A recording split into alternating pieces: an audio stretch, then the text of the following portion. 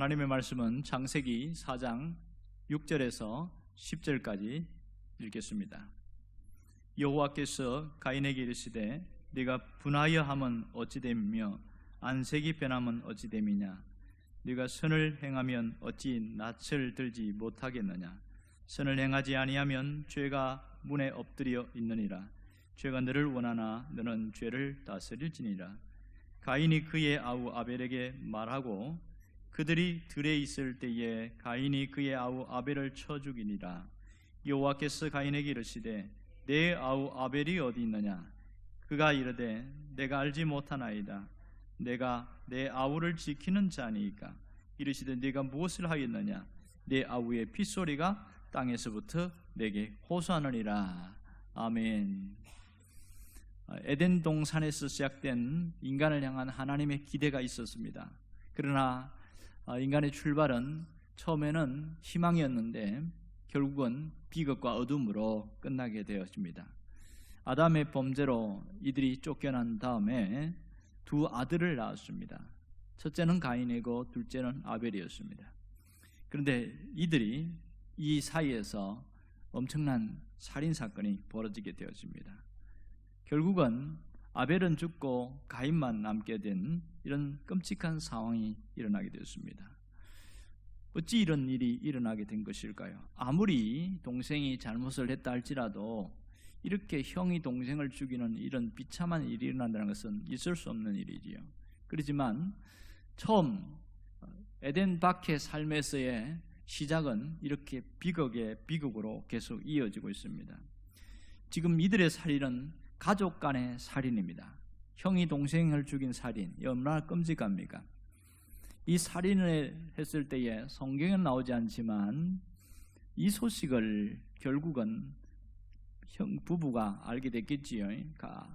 아담과 하와가 알았을 때에 어떤 심정이었을까? 아벨을 잃어버린 슬픔에 대해서는 얼마나 고통이 컸고, 또 가인에 대한 비록 자식이지만 이 아들에 대한 분노와 그 미움, 적개심은 얼마나 컸을까? 그걸 사귀느라고 얼마나 고통을 받았을까? 이런 생각을 해보게 됩니다. 그리고 살아있는 이 가인은 평생 살인자라는 낙인을 표를 받아서 살게 되어졌을 때 그의 인생이 과연 어떻게 이어졌을까? 그는 행복한 적이 몇 번이나 있었을까? 이런 것을 생각하게 되죠. 또 하나는 과연 이 가인은 아벨을 죽인 이후에 죄책감을 가졌을까요? 아니면 자기의 정당함으로 뻔뻔함으로 가졌을까요? 이 부분이 상당히 고민스럽습니다만은 오늘 성경에 보면 내가 아우를 지키는 자입니까? 이러면서 할 때 보면 상당히 뻔뻔한 모습을 보이고 있습니다. 하나님은 다 알고 물으시는데 이렇게 오히려 하나님께 반기를 드는 것 같고 대드렁듯처럼 보이는 그런 모습을 보이고 있습니다. 아주 이 가인의 모습을 보면 자기 감정을 다스리지 못한 자의 전형적인 모습을 보고 있는 것이지요. 왜 이렇게 가인은 아벨을 죽이게 되었을까요? 왜 죽일 수밖에 없었을까요? 무엇 때문에 죽였지요? 형식상으로는 제사 문제입니다. 하나님께 제사 드리는 겁니다. 그러나 내면에 그 속에 있는 무엇이 동생을 죽이게 했을까요? 무엇이죠? 분노입니다. 끓는 분노, 가라앉지 않은 이 분노가 동생을 죽이겠습니다. 결국 이 분노는 이 에덴 동산 밖의 삶에서 이어진 분노가 수천 년이 지난 지금까지 우리에게도 다가오고 있습니다. 오늘 이 가인의 사건을 보면서 하나님께서 우리에게 무슨 말씀을 하시고 싶을까요? 우리들에게 얘기하고 싶은 게 딱 한 가지 있겠지요. 지속적이고 반복적인 분노는 사람을 죽일 수 있다는 거죠. 얼마든지. 이 분노는 형제도 가족도 누구든지 죽일 수 있는 것이 분노라는 거죠. 심지어 자기 자신까지 죽일 수 있다는 거예요. 그러니까 분노를 조심하지 않으면 비극적이고 비참한 삶에서 벗어날 수 없다는 겁니다. 비록 신앙을 가졌다 하더라도 말입니다. 자, 가만히 보세요. 하나님은 이 가인의 성격, 성품 다 알고 계셨어요. 그래서 미리 이런 한 문제를 예방하기 위하여 가인에게 먼저 찾아오셨어요. 이 가인의 분노가 아벨을 죽일 수 있다는 걸 아시고서 뭐라고 이야기하냐면 6절에 보면 이렇게 나오지요. 여호와께서 가인에게 이르시되 네가 분하여 하면 어찌 됨이냐, 안색이 변하면 어찌 됨이냐, 이렇게 하면서 묻습니다. 너 지금 화내고 있는데 너 이거 조심해야 돼. 네 화내는 거는 사실은 동생 때문이 아니고 너 자신이 잘못된 거잖아. 이렇게 주님이 지적해 주는 건데요. 그러면 이 말을 가인이 들었을까요, 안 들었을까요? 들은 척도 하지 않았겠지요. 그 다음 또 한 번 하나님이 경고의 메시지를 보냅니다. 그게 7절입니다.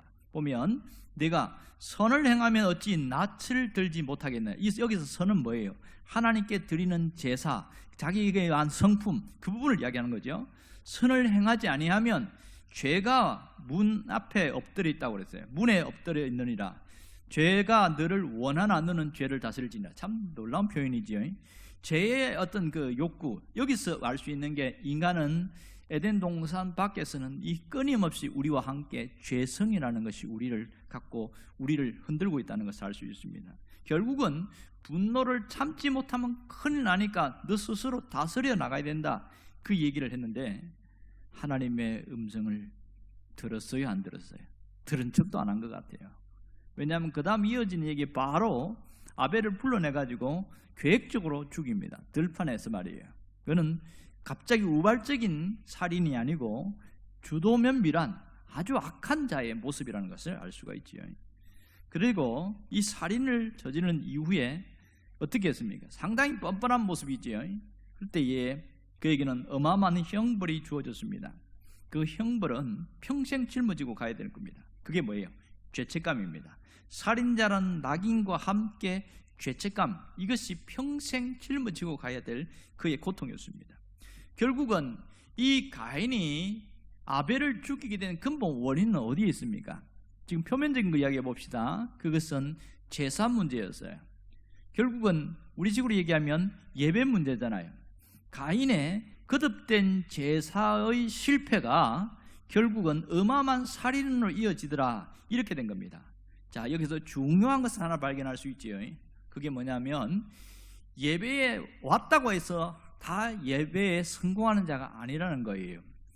예배에 실패하게 되어지면 우리도 똑같은 모습이 된다는 겁니다.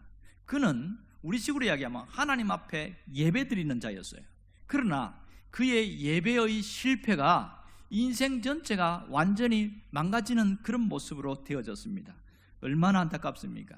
사실은 뭔가 하나님 앞에 제사를 드릴 때 제가 지난번에도 얘기했지만 한 번의 제사가 아니라 여러 번의 반복된 제사일 가능성이 많을 것이다, 그렇게 얘기했어요. 히브리서 11장 4절에도 얘기를 들어보면 야, 너 맨날 너만 제사를 하나님께 받고 그러면 안 되잖아. 그러니까 타협을 요구했단 말이에요. 그런데 아벨이 자기가 이것만큼은 목숨을 걸었다는 얘기를 하고 있단 말이에요. 그러면 여러 번 제사가 이루어졌다는 걸 알 수 있습니다. 이 예배만큼은 타협하지 않는다는 것이 아벨의 신앙이었으니까 결국은 가인은 이 하나님께 드리는 이 제사, 우리 식으로 하면 이 예배, 대수롭지 않게 그냥 형식적이고 그냥 아이고 그냥 어쩔 수 없이 하는 그런 것으로 되어지니까 삶이 바뀌지 않고 인생이 바뀌지 않고 오히려 더 안 좋은 나락으로 빠져들어가는 이런 모습들을 보게 되어집니다.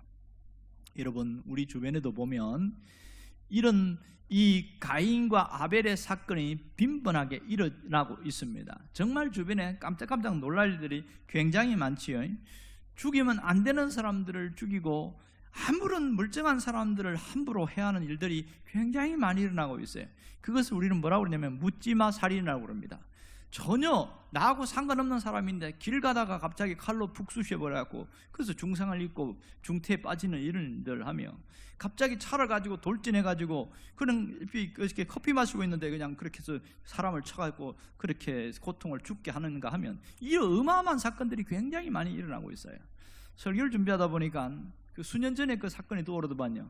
인천에 모자 살인 사건이 있었어요. 이게 모자 살인 사건의 원인을 추적하다 경찰이 그 범인을 잡았는데 누구냐면 형이 어머니와 동생을 죽인 거예요. 그리고 그 시체를 저 강원도 어디에다가 유기하고 이렇게 벌어졌어요. 이거 왜 이러냐? 원인을 추적해 보니까 모두 다 돈 때문이었어요. 돈 때문에 그냥 살인을 범하게 되어졌는데, 충격적인 건 뭔지 아세요? 이 살인마가 교회를 다녔다는 거예요. 수도 없는 예배를 드리고 그렇게 했다는 것이 더 충격적이었습니다. 자, 가만히 봅시다. 만일 이 사람이 이러한 모습이 되어진 것을 보면 그가 어떤 예배를 드렸을까? 아벨과 같은 예배일까요? 가인과 같은 예배일까요? 둘째가 맞겠지요. 가인과 같은 그런 예배를 드린 자, 형식적이고 위선적인 하나의 그냥 생각 없이 앉아있는 그 예배자, 거기에는 어떠한 능력도 하나님의 역사도 없고 오히려 더 악한 자가 되어버리더라는 겁니다. 이런 일들이 얼마나 많은지 몰라요. 제가 어떤 설교를 준비하다가 충격적인 일을 봤는데 2차 세계대전을 일으켰던 히틀러가 신학교를 다녔더라고요. 아주 충격적이었어요. 그리고 북한의 김일성이가 어릴 때부터 주일학교를 다녔어요. 교회를 나왔어요. 상당히 교회를 나온 사람들 중에서 악한 자들이 굉장히 많아요. 깜짝깜짝 놀라게 됩니다. 왜 이런 일이 일어날까요? 그들은 예배당에는 왔지만 정말 하나님 앞에 목숨을 걸고 예배드리는 자가 아니었습니다. 여러분, 이 예배를 정말 소중히 여기고 이걸 여기에 내 생명을 담아서 내 마음을 담아서 드린 자는 갈수록 삶이 바뀌어요. 그렇지만 그냥 땜질식으로 왔다가 가고 하는 사람들은 오히려 마음이 더 굳어지는 사람이 있습니다. 어떤 사람은 설교 듣고 성질내서 나가는 사람도 있어요. 오늘 목사님 작정하고 나한테 한번 부활을 지른다고 이러면서 그분이 뭐 했는지 어떻게 알겠어요? 왜 그럴까요? 자기가 하나님 앞에서 이런 예배자가 아닌 그냥 앉아있는 자를 왔다 가니까 그런 일들이 생깁니다. 너무 안타깝지요. 여러분, 우리를 죽이는 게 도대체 뭘까요? 우리를 죽이는 것은 눈에 보이지 않는 분노라는 겁니다. 이 거듭된 분노가 얼마나 충격적이냐면 이 분노는 상대방을 죽이기도 하지만 나도 죽여요. 이게 문제입니다. 분노가 뭐냐? 사전적인 정의를 보니까 상대를 향하여 지나친 거친 잘못된 감정 표현이다. 이게 분노다. 이렇게 말합니다. 그러니까 이 자기가 어떤 원하는 게 있는데 이 욕구가 이루어지지 않거나 거절을 당하거나 또 자존심을 건드리거나 그럴 때에 확 치밀어 오르는 게 분노라는 거예요. 이것을 사람들이요 뭔가 자존심 상하고 기분 나쁘다고 다 화내는 거 아니에요. 결국은 그 심리 깊은 데 가보면 그 속에 자존감이 아주 떨어져 있거나 열등감이 심한 사람들은 분노를 훨씬 많이 냅니다. 특별히 아주 사이코패스 이런 사람들을 보면 성장 과정 속에 있는 마음의 상처가 굉장히 많은 사람들이 있어요. 이 신앙이 좋은 게 뭐냐면 우리가 예수를 믿으면서 치유가 되어지는 거예요. 회복이 되어진단 말이에요. 어떤 상처를 갖고 오더라도 예수님께 가지고 오기만 하면 치유되고 회복되고 새로워지는데 그것이 어디서 이루어지냐면 예배 가운데서 이루어진단 말이에요. 그런데 어떤 사람은 3년을 다니고 5년을 다녔는데 변화가 없어요. 아무런 변화가 없어요. 왜 그럴까요? 예배가 생명이 없는 예배고 형식적인 예배고 왔다 갔다 하는 예배였어요. 그렇다면 좀 더 깊이 들어가 보면 그 사람이 예배 가운데 하나님의 말씀을 들었을 거 아니에요. 성경도 읽고 말씀을 들었을 거 아니에요. 그런데 어떻게 됐을까요?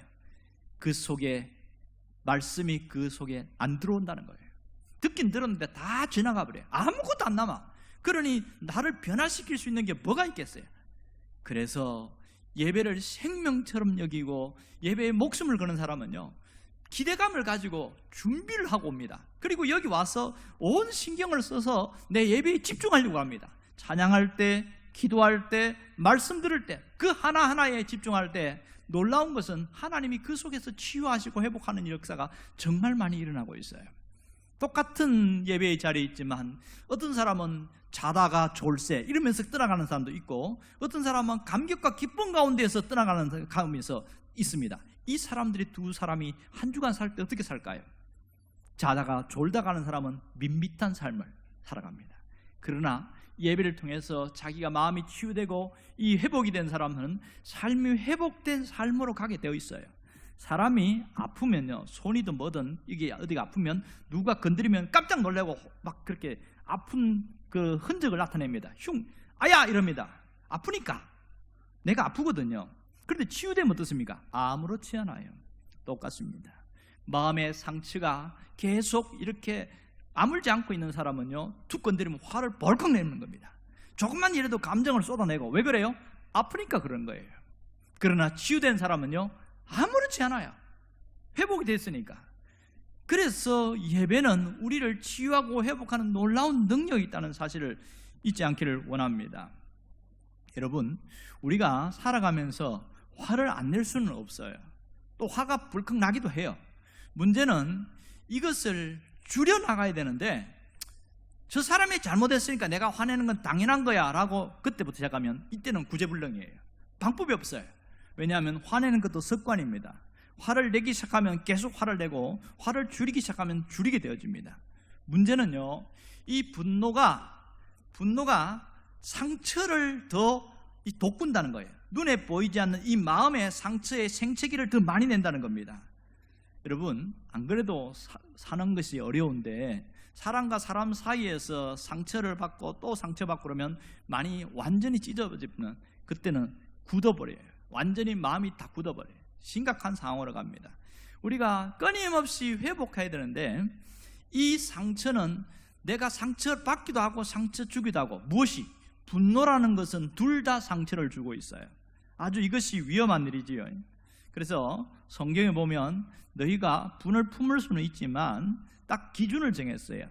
해가 지도록 분을 품지 마라, 이렇게 말했습니다. 뭐든지 해가 지도록. 그럼 뭐예요? 하루를 살면서 이 분노 때문에 우리가 막 그렇게 화가 날 수 있지만 그것을 밤새도록 불 끓고 그 다음날 이렇게 가는 것은 잘못됐다는 거예요. 왜 그럴까요? 나를 죽이니까, 내가 더 무너지니까. 그리고 그것이 상대방을 죽입니다. 자문에 보면 분노는 칼이라고 그랬어요. 내가 저 사람을 어떻게 했든지 내가 한번 용서 못해 이러면서 내가 어떻게든 한 본때를 보일 거야 하고 칼을 품고 있는데, 이 칼을 품고 계속 살아가는데 하루 이틀 한 달 두 달 이렇게 살아가다 보면 이상한 현상이 생겨요. 뭐가 생긴지 아세요?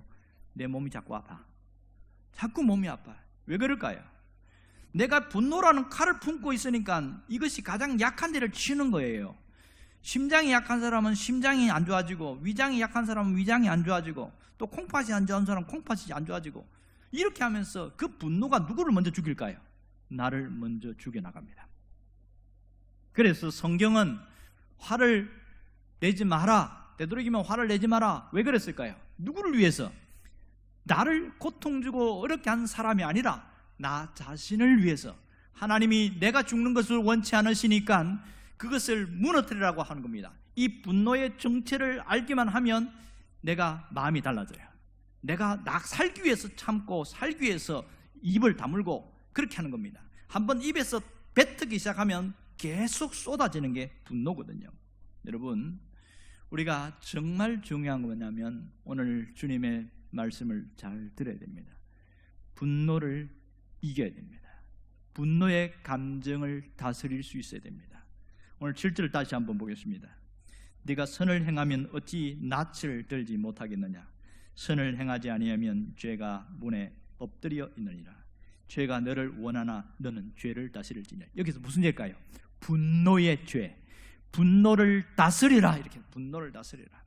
그래야 내가 사니까 분노를 다스려야 된다. 자, 분노를 다스리는데 우리는 그렇지, 내가 분노를 다스려야지, 내가 오늘 설교를 들었으니까 이렇게 해야지 마음을 먹어요. 그런데 나가면 확 더 뒤집어져요. 왜 그럴까요? 항상 신앙의 원리가 뭐냐면 내가 다스리고 내가 하려고 하니까 문제가 되는 거예요. 분노를 다스리라고 했을 때 그때는 어떻게 하라는 거예요? 주님, 저는 성질이 못 돼가지고 화가 나면 못 견딥니다. 주님 도와주세요. 누구를 찾으라는 거예요? 예수님을 찾아야 되고 예수님께 가지고 가야 돼요. 예수님 도와주세요. 내가 이렇게 분노 내고 화를 내고 견딜 수 없는데 도와주세요. 그래서 끊임없이 문제가 생기고 화가 날 때마다 예수님을 찾기 시작할 때마다 달라지는 거예요. 그리고 예배당에 오면서, 이 예배 자리에 오면서 내가 이 문제를, 내가 너무너무 아파, 저 때문에 상처를 받고 또 상처를 주기도 하고, 그렇게 예배당에 왔을 때 주님 나를 치료해 주세요, 도와주세요. 그러면 놀라운 치유가 일어납니다. 한 주간 동안에 많은 상처를 받아서 내가 생채기가 났어요. 어쨌든 생책에 났어요. 그랬을 때에 주님 앞에 나와서 회복되기를 원하는 간절한 마음으로 예배를 드리고 나면 놀랍게 치유가 일어납니다. 이것이 살아있는 예배고 생명력이 있는 예배입니다. 그러기에 꼭 한 가지, 분노를 내가 잘 참았어요, 잘 견뎠어요, 이럴 때에 꼭 하나 해야 될 게 있습니다. 그게 뭔지 아세요? 칭찬하는 거예요. 칭찬. 우리는 상대방은 칭찬할 수 있지만 자기 자신은 잘 칭찬하지 못합니다.